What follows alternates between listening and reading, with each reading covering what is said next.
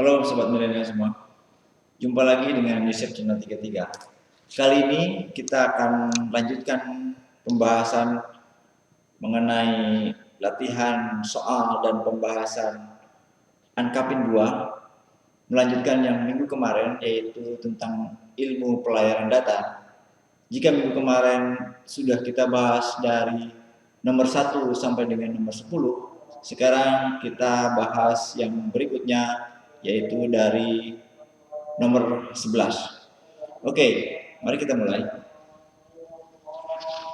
Kita buka bukunya, dan bagi Anda yang belum punya bukunya, Anda masih tetap bisa membeli buku paket Ankapin, buku paket soal Ankapin ini melalui WA yang ada di nomor di bawah ini. Oke, kita lanjutkan. Kita lihat yang nomor 11. Oke. Nomor 11. Soalnya adalah pada peta laut Inggris tertulis variasi 1 derajat W atau 1 derajat west barat pada tahun 1965, increasing about 6 minutes annually. Maka variasi untuk tahun 1988 sama dengan. Oke, sekarang mari kita lihat pembahasannya. Di nomor 11, yang pertama kita buat strukturnya dulu. Diketahui variasi pada tahun 1965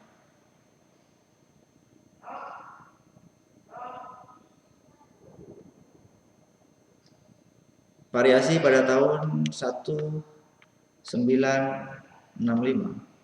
ini adalah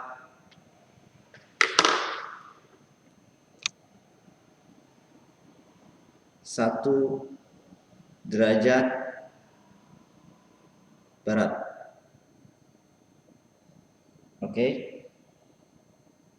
Kemudian ada increasing 6 minutes annually. Ini artinya berarti dia bertambah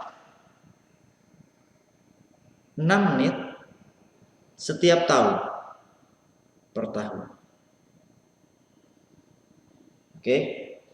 Kemudian yang ditanyakan adalah berapa variasi di tahun 1988. Oke. Untuk menjawab persoalan ini, yang pertama, seperti yang diketahui sebelumnya, kita hitung dulu selisih tahunnya, yaitu dari tahun 1988 dikurangi dengan tahun yang ada di soal, di peta tersebut, yaitu tahun 1965. Oke, 1988 dikurangi 1965, ini jumlahnya adalah 23 tahun. Oke. Kemudian dari 23 tahun ini, maka terdapat perubahan variasi berapa banyak? Maka 23 tahun ini dikalikan dengan jumlah variasi 6 menit per tahun. Berarti 23 tahun dikali dengan 6 menit sama dengan 138 menit. 138 menit ini adalah karena 60 menit adalah 1 derajat, maka ini adalah sama dengan 2 derajat 18 menit. Oke, perubahan variasi selama 23 tahun adalah 2 derajat 18 menit. Maka variasi pada tahun 1988 adalah 1 derajat ini, 1 derajat west, 1 derajat ditambah. Kenapa ditambah? Karena ini adalah increasing atau meningkat. Berarti bertambah. Ditambah dengan 2 derajat 18 menit. Sama dengan 3 derajat 18 menit. Dan ingat, karena ini adalah statusnya adalah west dan bertambah, maka di sini adalah 3 derajat 18 menit west, atau ini sama juga dengan karena west berada di koordinat, jika ini plus dan ini adalah minus, maka ini bisa juga dikatakan dengan minus 3 derajat 18 menit. Jadi jawaban nomor 11 adalah D, yaitu minus 3 derajat 18 menit. Oke, itu adalah yang nomor 11. Berikutnya adalah yang nomor 12. Kita hapus dulu. Oke, kita lihat yang nomor 12. Sudut yang dibentuk antara utara magnet dan utara pedoman sebagai akibat pengaruh gaya magnetis kapal disebut variasi, deviasi, sembir, atau haluan. Oke, kita perhatikan kalau kita ilustrasikan sudut yang dibentuk antara utara magnet dan utara pedoman. Kita ketahui bahwa utara itu ada 3, yaitu utara sejati, utara magnet, dan utara haluan. Kita lihat contohnya, kita lihat gambar di sini. Kalau misalnya kita ada 3 arah utara, kita umpamakan bahwa ini adalah utara sejati, kemudian yang kedua adalah utara magnet, dan yang ketiga adalah utara pedoman. Oke, persoalannya adalah sudut yang dibentuk antara utara magnet dengan utara pedoman. Berarti antara utara magnet ini dengan utara pedoman ini. Sudut inilah yang ditanyakan. Apa nama sudut ini? Kita perhatikan bahwa untuk utara sejati dan utara magnet, sudut yang dibentuk antara utara sejati dan utara magnet ini disebut dengan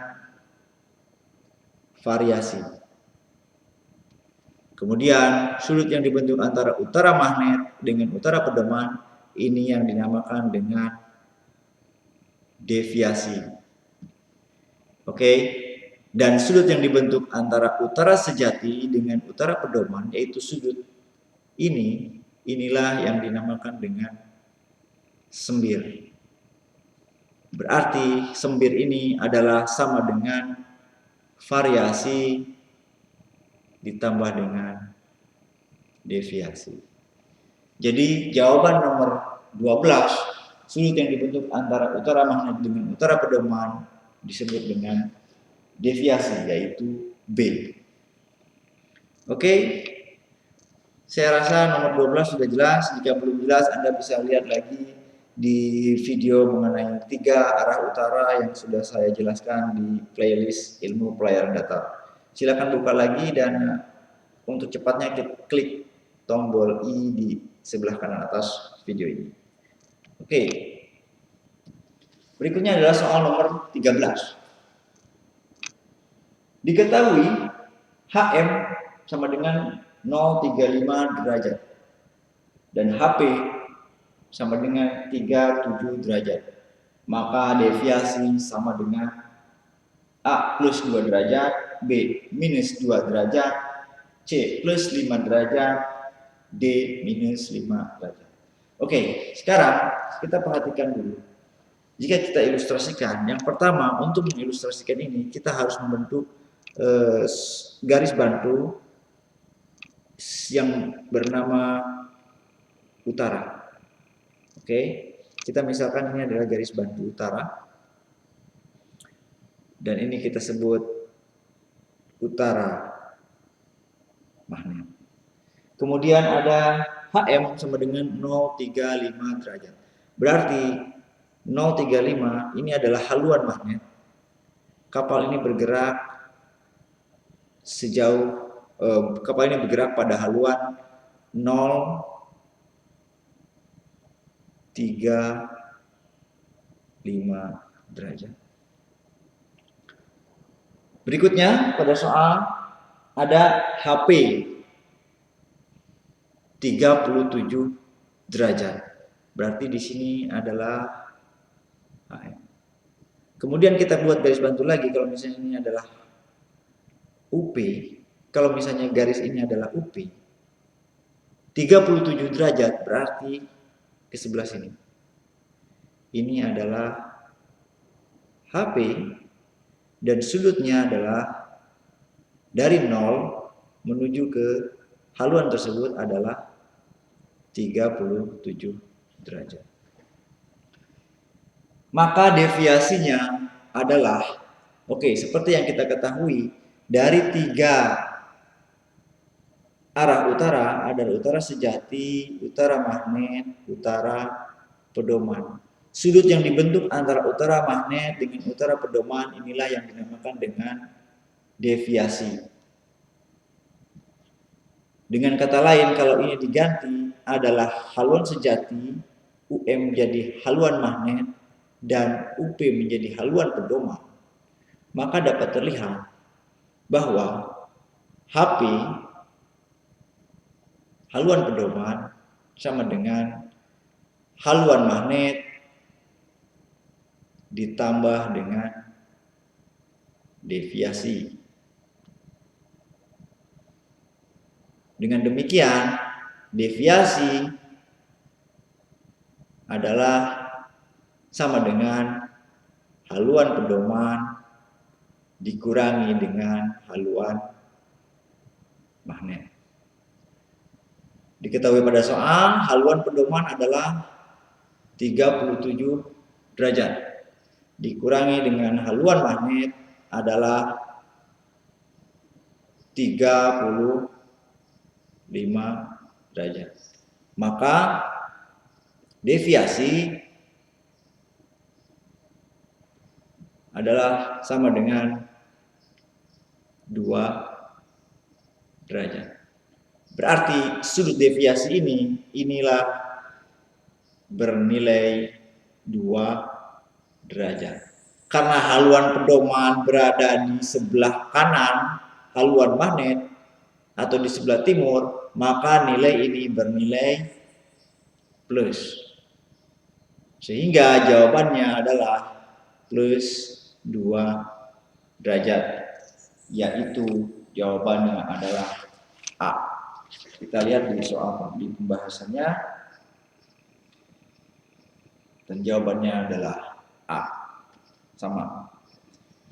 Baik, nomor 13 sudah selesai. Sekarang saya hapus dulu.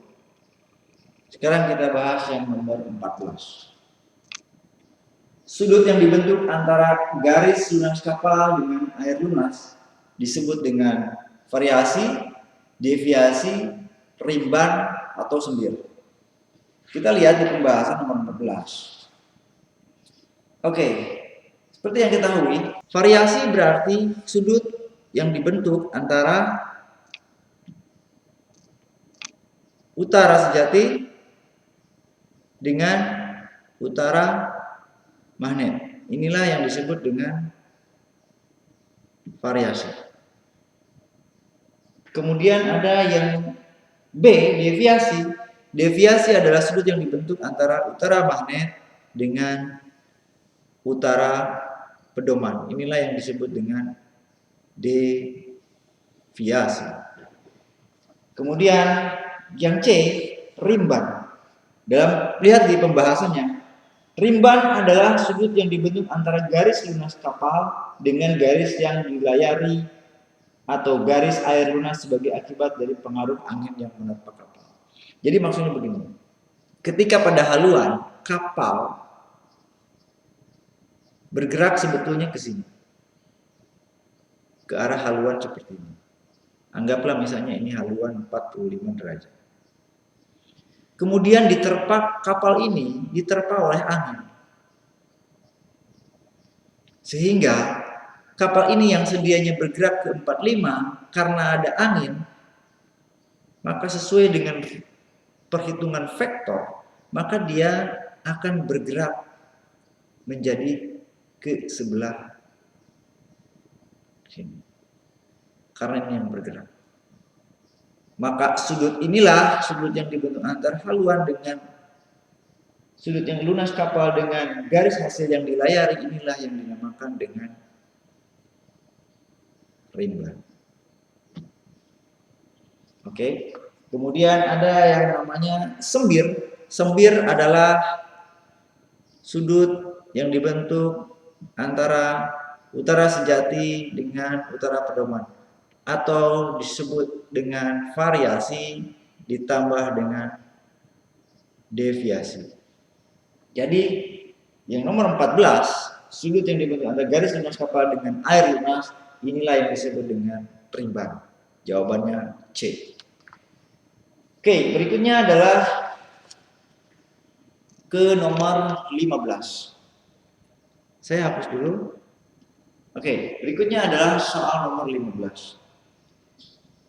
Pada soal, garis di bumi yang membentuk sudut-sudut yang sama dengan semua derajat disebut garis di bumi yang membentuk sudut-sudut yang sama dengan derajat.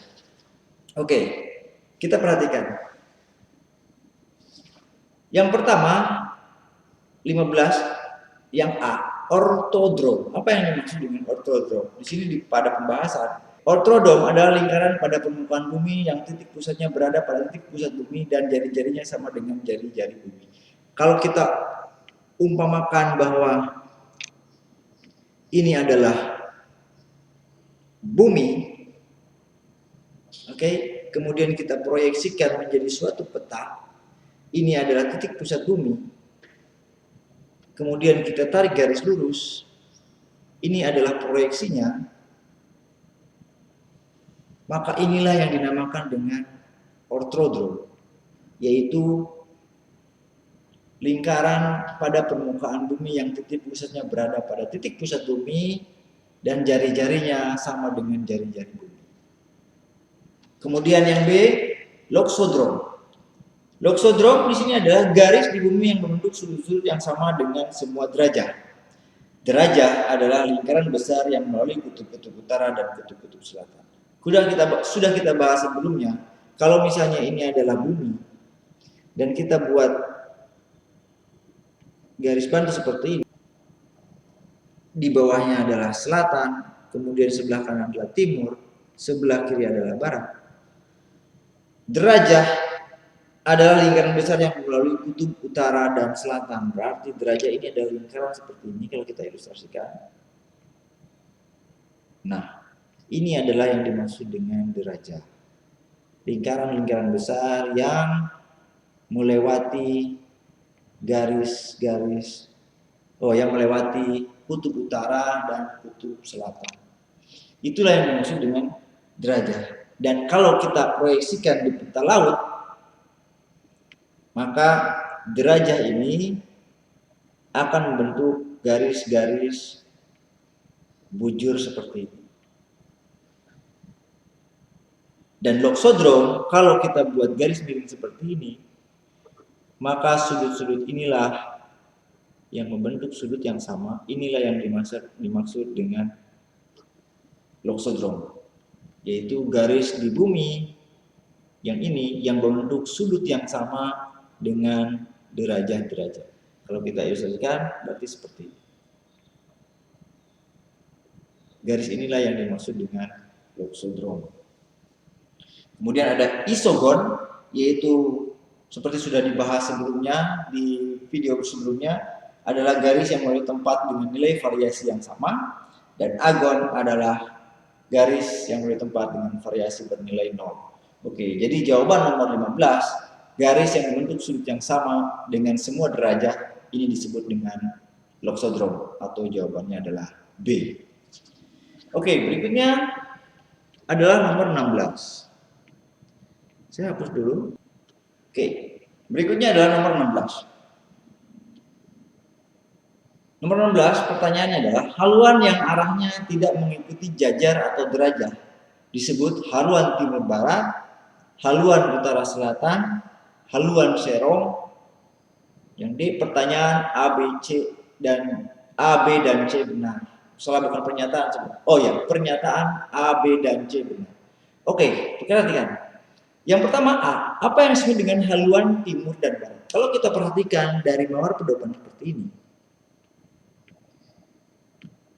atau di kompas misalnya, di sini kita selalu standar kita buat yang atas adalah utara, bumi selatan adalah selatan, sebelah kanan adalah timur, dan sebelah kiri adalah barat. Oke, haluan timur barat berarti kapal dia bergerak ke arah timur seperti ini atau juga bergerak ke arah barat seperti ini. Berarti dia berada di haluan 90 derajat atau di 270 derajat. Ini adalah haluan timur barat. Sementara haluan utara selatan berarti kapal bergerak ke arah utara 0 derajat atau kapal bergerak ke arah selatan 180 derajat. Sementara haluan serong adalah haluan yang tidak mengikuti jajar atau derajat. Haluan serong ini tidak bergerak ke arah utara atau selatan, tidak bergerak ke arah timur atau ke barat, tapi dia bergerak menyerong seperti ini. Kenapa tidak mengikuti jajar atau derajat? Karena kalau kita ilustrasikan dalam bola bumi, kalau ini adalah utara, ini selatan, ini timur, ini barat. Jajar itu kan lingkaran-lingkaran kecil yang sejajar dengan khatulistiwa. Inilah yang dinamakan lintang. Kalau kapal ini bergerak sepanjang jajar, seperti ini, inilah yang dinamakan dengan haluan timur atau haluan barat. Karena dia kapal bergerak sepanjang jajar. Kemudian kalau kapal bergerak sepanjang derajat, yaitu lingkaran besar yang melewati kutub utara dan kutub selatan. Berarti kapal bergerak ke bawah mengikuti derajat ini atau bergerak ke atas seperti ini. Inilah yang dinamakan dengan haluan utara selatan, yaitu haluan yang mengikuti derajat. Itu haluan 0 derajat dan haluan 180 derajat. Sementara haluan yang tidak mengikuti jajar dan tidak mengikuti derajat, berarti ini kapal menyerong. Seperti ini. Inilah yang dinamakan dengan haluan serong. Berarti nomor 16 jawabannya adalah C. Oke. Nomor 16 sudah selesai. Sekarang adalah nomor 17. Nomor 17 soalnya adalah pada kapal yang sedang berlayar dengan haluan sejati utara, maka akan mengalami perubahan A lintang, B bujur, C lintang dan bujur, D tetap. Oke, perhatikan ilustrasinya. Seperti yang tadi saya katakan, kalau misalnya ini adalah benda, kalau ini adalah bola bumi, oke, kemudian kita buat garis bantu, ini adalah utara, kemudian yang bawah adalah selatan, kemudian kita buat garis berlintang lagi. Sebelah kanan adalah timur, sebelah kiri adalah barat. Oke. Perhatikan, kapal yang bergerak dengan haluan timur berarti kapal bergerak ke arah timur. Kemudian kalau ini kita ilustrasikan pada peta laut seperti ini. Di sini ada garis-garis bujur.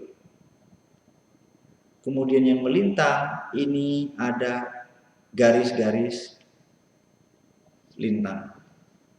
Jika kapal bergerak ke timur, maka kalau kita lihat dalam peta berarti kapal bergerak ke sini.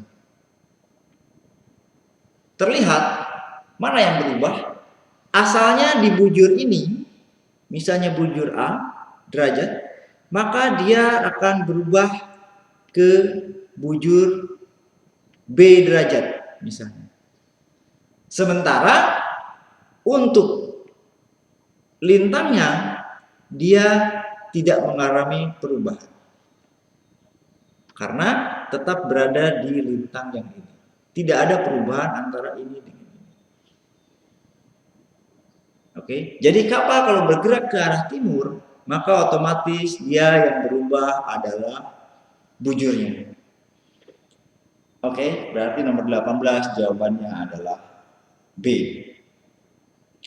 Kemudian nomor 19,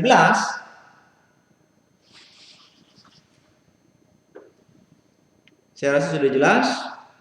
Berarti kalau misalnya kapal bergerak ke arah utara seperti ini, maka terlihat bahwa bujurnya dia berada di posisi tetap, tapi yang mengalami perubahan asalnya dari titik ini di lintang A, dia berubah ke lintang B derajat misalnya.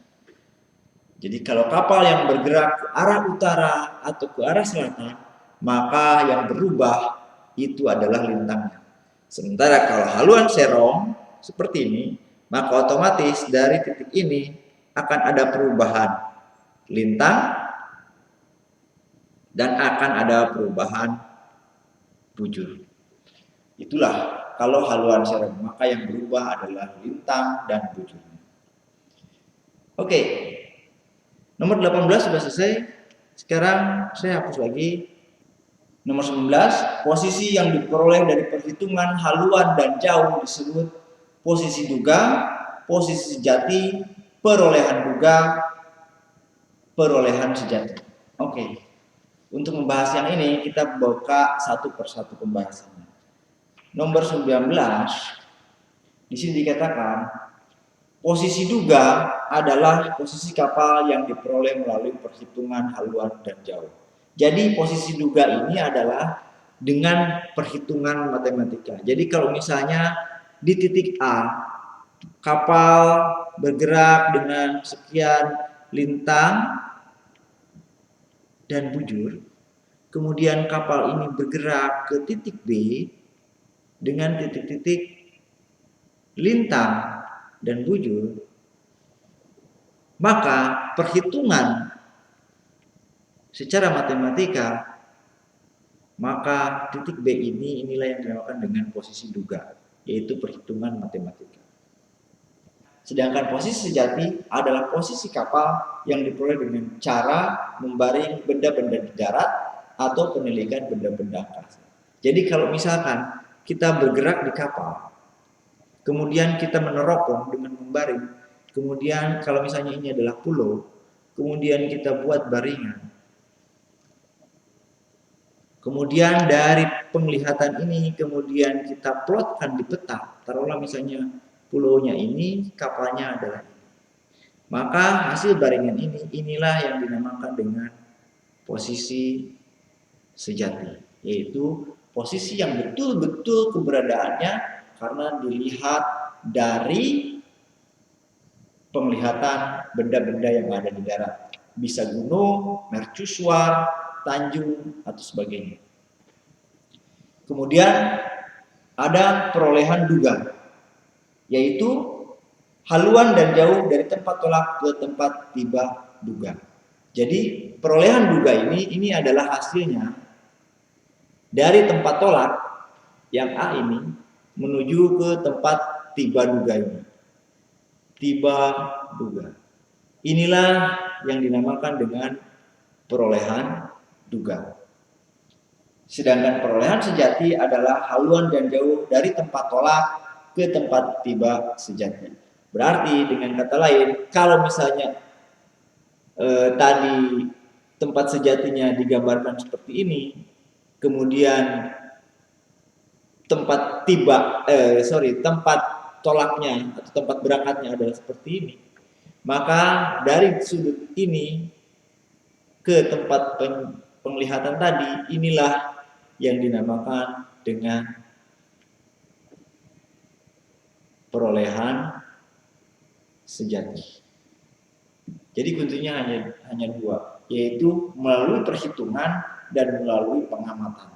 Jika melalui perhitungan, inilah yang dinamakan dengan perolehan duga, dan tempat tibanya disebut tempat tiba duga. Tapi dengan melalui pengamatan, maka yang diperoleh adalah perolehan sejati, dan tempatnya adalah tempat sejati. Itu adalah nomor 19. Jadi nomor 19 adalah jawabannya A. Posisi yang diperoleh dari perhitungan haluan yang jauh disebut dengan posisi duga. Oke, nomor 19 sudah selesai. Saya hapus lagi. Berikutnya adalah nomor 20.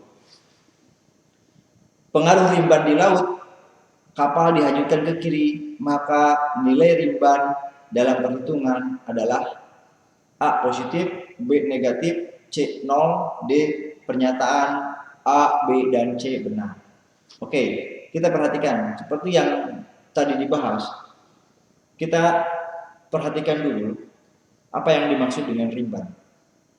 Rimban adalah sudut yang terbentuk antara garis lunas kapal atau haluan kapal dengan garis yang dilayari kapal sebagai akibat dari pengaruh angin yang menerpa kapal. Oke, kita umpamakan kalau misalnya ini adalah kapal, kapal seharusnya dia bergerak ke arah ini, kemudian dia terkena angin seperti ini, ada angin, maka kalau kita buatkan vektor seperti ini, maka kapal justru bergerak ke arah ini karena dipengaruhi oleh angin, dan inilah yang disebut dengan rimban. Sudut yang dibentuk antara garis lunas kapal dengan garis yang dilayarinya karena ada pengaruh angin. Oke, sekarang pertanyaannya adalah kapal dihanyutkan ke kiri. Berarti kalau ini adalah sebelah kiri dan ini adalah sebelah kanan. Kapal sebelah kanan, kapal sebelah kiri. Dia dihanyutkan ke sebelah kiri, berarti dia bergeser ke sebelah sana. Berarti kapal ini dari haluan yang sebetulnya segini, kemudian dia bergeser menjadi seperti ini. Dia bergeser ke arah kiri. Dia bergeser ke arah kiri. Oke, seperti yang kita lihat dalam koordinat kartesius matematika biasa, kalau sebelah kanan adalah positif dan sebelah kiri adalah negatif, maka kalau kapal bergerak digeser ke kiri, maka tentu saja dia akan bernilai negatif. Sementara kalau kapal misalnya dari haluan lunas ini haluannya sebesar misalnya 45 derajat, kemudian dia digeser oleh angin ke kanan menjadi seperti ini, maka rimban ini dia bernilai plus. Kalau bergeser ke kanan dia bernilai positif, kalau ke sebelah kiri dia bernilai negatif. Oke, jadi jawaban nomor 20 adalah B, negatif. Karena dia selalu bergerak. Karena dia bergerak ke kiri dipengaruhi oleh angin yang berasal dari sebelah kanan kapal, dihanyutkan ke sebelah kiri. Itulah pembahasan soal dari nomor 11 sampai nomor 20 untuk tryout 1 ilmu pelayaran data. Jika ada pertanyaan, komentar, atau hal-hal yang belum dimengerti mengenai materi-materi ilmu pelayaran data pada tryout 1 ini, silakan Anda komentar di kolom komentar pada video ini. Sampai ketemu lagi minggu depan, kita akan bahas masih di tryout 1, yaitu kita bahas soal esai. Sampai ketemu. Sampai ketemu di materi berikutnya, dan jangan lupa untuk like, subscribe, dan share video ini.